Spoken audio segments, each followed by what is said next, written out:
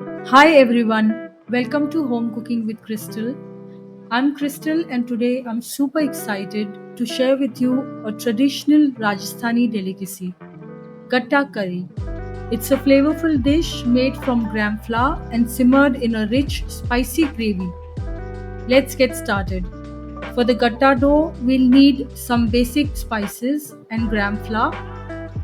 Here's what we are using today: half a teaspoon of cumin seeds, half a teaspoon of carom seeds, half a teaspoon of fennel seeds, half a teaspoon of coriander seeds, half a teaspoon of salt to taste, about 1 cup of gram flour, 3 tablespoons of curd. Let's first prepare the masalas. We'll start by adding the cumin, carom, fennel and coriander seeds to a grinder and grind them into a fine powder. This masala is going to add a wonderful depth of flavor to our gatta. Now in a bowl, we are going to mix the gram flour, the freshly ground masalas and salt. Add 1 tablespoon of ghee, 1 tablespoon of oil and 3 tablespoons of curd. Mix everything well until a dough is formed. Take small portions of the dough, roll them into little balls and then gently flatten and roll them out into long strips.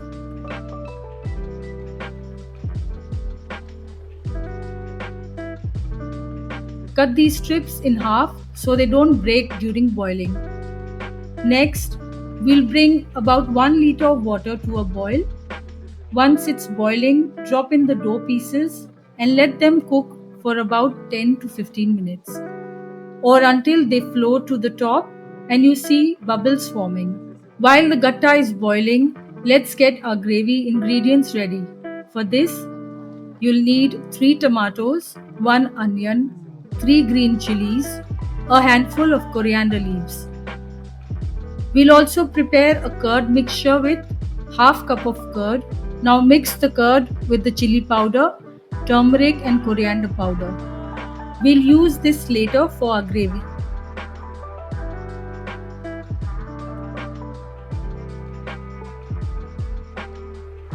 Chop the tomato, onions and chilies and grind them into a paste.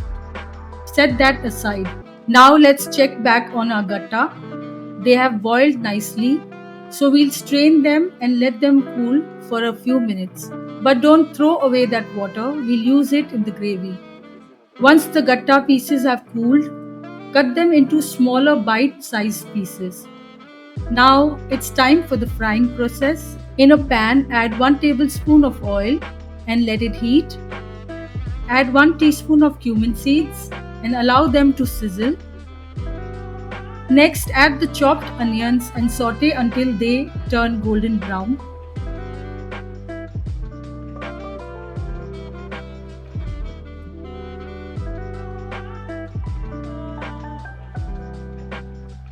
Once the onions are ready, stir in 1 tablespoon of ginger garlic paste and fry for a minute. Now we'll add the tomato paste we made earlier. Cook this until the oil begins to separate and then season with salt to taste. Next, stir in the curd mixture we prepared. Keep stirring and cooking this gravy until the masalas are well blended and cooked through. Remember the water we saved from boiling the gatta. Now add about half of that to the gravy and cover the pan and let it simmer on medium flame for about 10 minutes. Our gravy is looking perfect now. Add the gatta pieces to the gravy and let them cook together for another 10 minutes. This will allow all the flavors to soak into the gatta. The gatta curry is now ready. As you can see, the gravy is nice and thick and the gatta pieces have absorbed all those delicious flavors. Garnish with some fresh coriander leaves for that extra burst of freshness. And there you have it, a delicious aromatic gatta curry. Serve it hot with chapatis or rice and enjoy this Rajasthani classic with your family and friends. I hope you enjoyed this recipe as much as I did making it. Don't forget to like this video, subscribe to Home Cooking with Crystal, and hit the bell icon for more delicious recipes. See you in the next one. Happy cooking!